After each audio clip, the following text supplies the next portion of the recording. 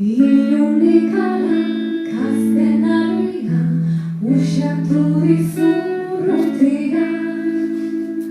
Zeru sapaian izar bakarrak, itzaletzen begira. Ilun txintako sorgin usaiak, espazioan dirira.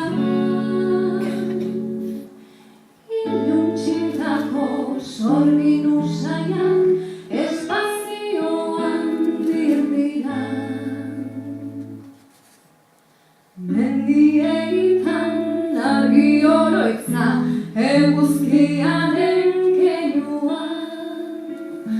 Baso beltzean osto filfila, gauezkoen errainua. Itsasondoko tamarindotan, olatuen errainua.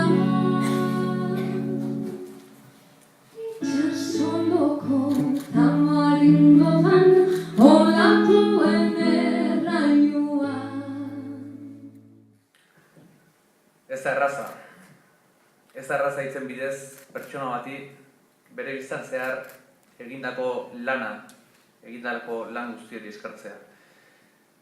Ez da erraza sentimenduei izena, letra eta hizkia topatzea. Ez da erraza, baina erraza izan ez arren saiatuko gara. Tolosarrontzat lehenago esan moduan, naturala iruditu arren, hau ez da horrela.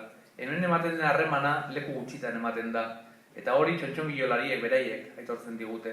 Eta hori horrela izateko ardura nagusietako bat beste batzuen artean, baina nagusiki Miguelena izan da. Argi zuelako ikuspegi humanista garatu beharra zegoela, txontxongiloek baloren transmisioan tresna bat zirela, umeak, eta ez horren umeak, ezitzeko erraminta bat.